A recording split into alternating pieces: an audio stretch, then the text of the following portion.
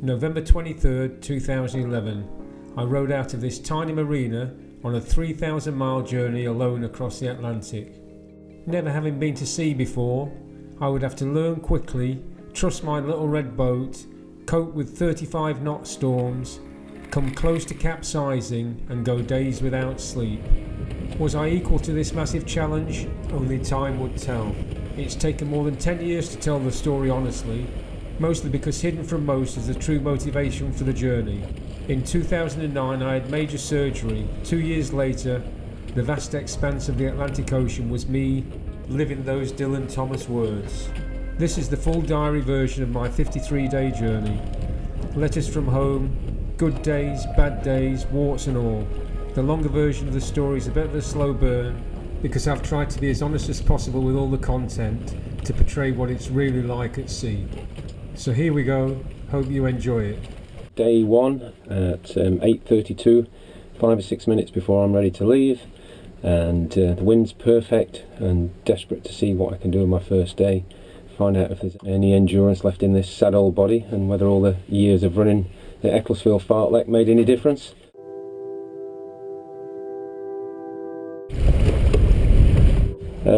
Didn't sleep that well last night. The boat was bouncing about all over. Also rode for 11.5 hours without a break because I had to get out weather patterns surrounding the islands. That was hard work. Wind's better direction, quite big seas today. Boat's bouncing all over. Just done a couple of hours as it's got light and about to get back on the oars after a little snack for breakfast. Feeling a bit queasy inside the cabin. So I thought I'd invite you to my office on day 2.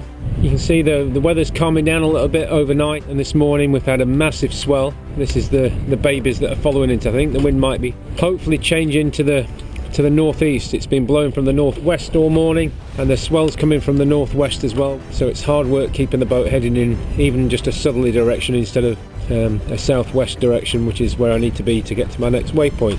It's the front of the boat, which I don't see very often. Being a bit calmer today, although the wind's just starting to pick up. I'm just going to get back into it and see if I can do another 4 hours. This is day 4. Just thought I'd show you what my massive neighbours, as you can see there, heading direct for me apparently on the AIS. I'm sure this doesn't give you an idea of what it feels like, but when the swell's really all on the same heading as the wind, it's an incredible feeling. You're doing 7, 8, 9 knots and the water just pulls you along. It's absolutely incredible. Wouldn't change it for the world. So this is dinner time on day 4, 5:30. I stopped about half an hour ago after my third 3-hour session of the day. This is the first time really I've had time to get in the cabin at dinner time. The breaks have gone quite quick in the last few days. So here you can see my control panel. This is my GPS device. The pink line is the line I'm supposed to be on.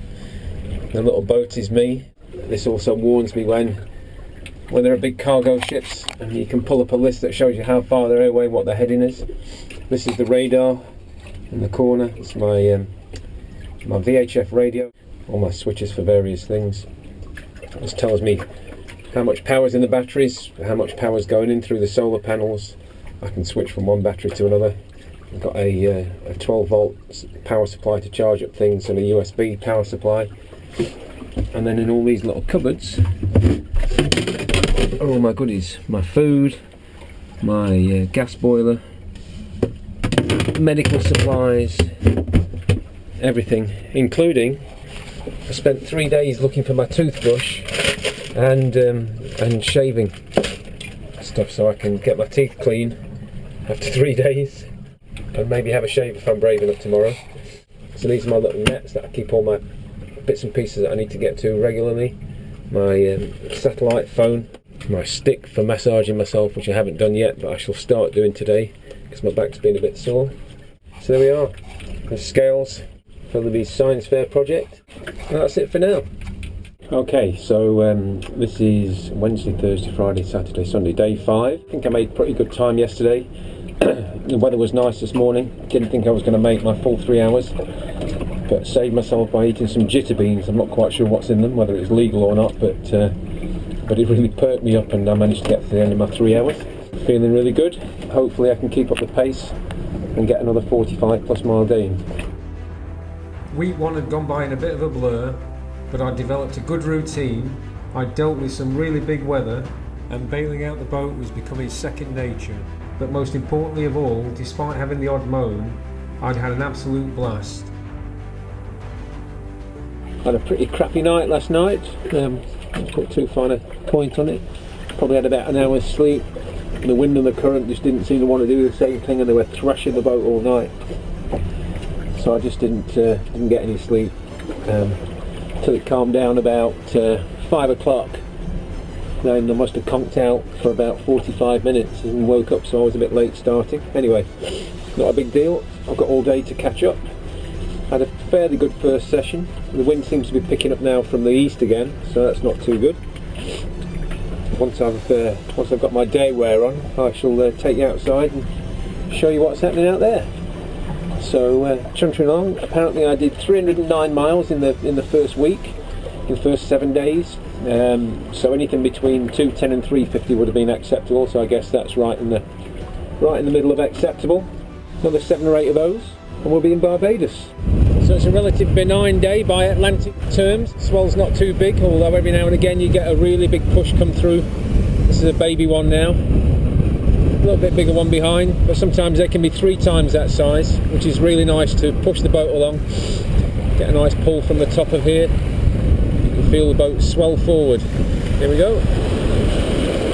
Oh, don't even need to row. My kind of exercise. And they come along in 3s, 4s. Sometimes the first one's the biggest, sometimes the second one's the biggest.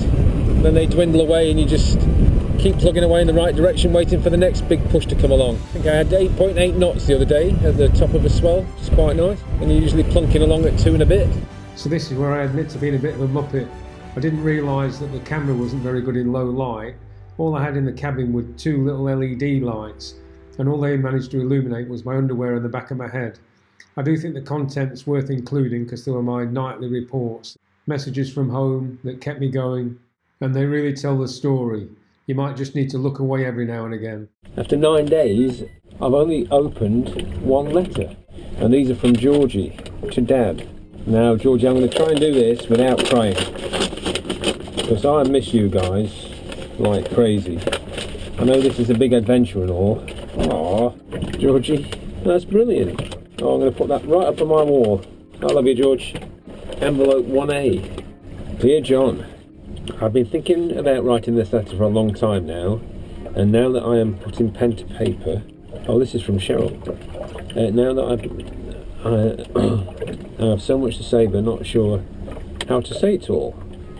First of all, I can't believe that the time has come for you to set off on your adventure. I love the fact that you're showing our girls, met with hard work and determination, they can do anything. What I found funny about your adventure was that everyone that we told, the first thing they said, "Are you happy with this? Aren't you worried?" Yes, I am starting to worry a little, and I won't stop worrying until you're safely rowing into Barbados. However, I believed all along that you can do this, and if I was ever to row the Atlantic, I'd want to do this with you. However, I know better. I know better, and would not row with you because we could be divorced by the end of it. We all know that I'm not a good sailor. I want you to know that when you're out there, all by yourself, you will never be alone. You will always be in our thoughts, every second of every day. I said I was going to do this without crying. Oh, when you are too tired, take a rest, enjoy the beauty, and forget about the world record. I don't think I'm going to break any world records. When you think you can't do this, pull up your socks and get on with it. Good luck and see you in Barbados. Thank you. Mid-afternoon, 3:30. It's been quite hot today, but you can see the massive rollers streaking out in front. I slid under the boat, and they just roll away. The boat's twisted in the wind a little bit. There we go. The next 2 should come under really nicely, and away they go. So 1 minute you're down in the trough, and the next minute you're on top of one of these massive rollers. So day 10 was a really hard day. There was no help from the wind at all. I struggled in all 3 sessions, in the morning and early afternoon, to keep above an average of 2 knots an hour. So that was hard work, but I kept plugging away. These are the days you need to concentrate and get as much in as you can, otherwise your average will drop down too low. And then strangely enough, the last session, the 4th session, kind of came together. I averaged well over 2.5 knots, probably 2.6 knots. So we made relatively steady progress, nothing great. Hopefully we can make better progress in the next couple of days. There's some decent winds forecast apparently, but then the weather forecasts haven't been that accurate. So I've got a message from Dot. Let's see what she's got to say. Now Libby, I can't find anything other than my halfway message from you, so maybe I'm just not reading right, but I'll have a look again. I'll ask Mommy in an email. Well, you must be somewhere out in the ocean now. I just want to let you know that even though I tried many times to talk you out of this adventure, I'm still very proud of you. Rowing the Atlantic seems a million miles away from our lives in Sheffield, Wath and Devon. It's hard to imagine what it must be like, and we can't wait to hear all your stories. You have come such a long way from the little boy who used to row me round Millhouse's boating lake. Do you remember, with your arms turning those handles wildly to make it speed? I know you'll be okay. Keep your focus in the moment. Don't look too far ahead. Little steps. All my love, Dot. And the Smith clan. That's really nice. Sorry about that. Day 11. And it's been a funny old day today, and I was wishing for wind yesterday after moaning all day about not having the flags fluttering, and I've got my fair share of wind today. Massive swell. And when you're at the bottom of the swell, you look up and it's easily higher than the house. huge waves. I did try and take some film earlier. I'm not sure I captured the full effect, but we'll see when I get back. But yeah, so I've been trudging on. The only problem is that there's a southwest swell and a west swell. So when you're in the dip of my west swell that I need, the westerly swell sucks away all your speed in between, so it's hard work to keep momentum going. Anyway, struggled away all day, slipped 10 miles west, quit at 5 o'clock. These waves are so big that I decided it was dangerous to row in the dark. All I need to do is get across one the wrong way, and I've had a couple today that have swamped the boat. I would have been capsized in the dark, and that's not a place I can want to be. Good news, Cheryl sent me my daily progress figures, and I'm surprised I've been doing 45 miles nearly every day, so that's pretty good, hanging in there. We'll see what happens tonight. Then we've got to decide how hard we push for this waypoint and whether we cut the corner early, but Tony said there's some weather issues, so I'll get back to you on that. Alright, so that's it for today. I think this is day 11. Just had a couple of hours snooze. Finished a bit early tonight because we didn't sleep at all last night, so I rowed all day to try and keep on course. There's some massive swells hitting the back of the boat, knocking us all over the place. There you go, there's another one. So it was hard work today. We've put in our new waypoint, so we're kind of cutting the corner. That should give us a bit of headway. I've got 455 miles now to go to the next waypoint on the same latitude as our previous waypoint, but a bit further west. So that's it really. It was hard work. It was just nice to have a couple of hours snooze after best part of 2 days without any rest. I'm just going to do my emails and do my blog, and then go back to bed. You can see them. I've got a little pack of dolphins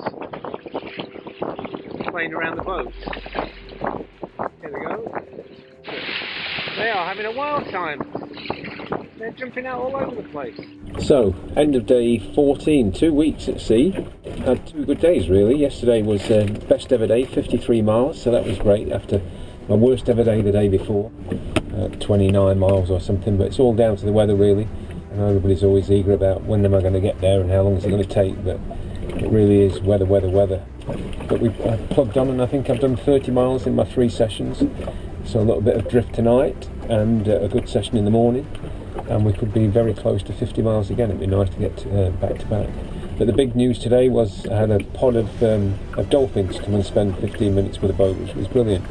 They played and showed their belly under the boat and swam about, and some were jumping out 8 or 10 feet. It was incredible. And they only stayed for 15 minutes and got bored, and then went. Week 2 and I'm really starting to find my sea legs. I'm realising it's just going to be a matter of hard work and perseverance. I just have to fight hard whatever the weather conditions. Barbados is still far over the horizon, but I'm inching in the right direction. Will the storms get bigger? Will I be able to keep up the pace?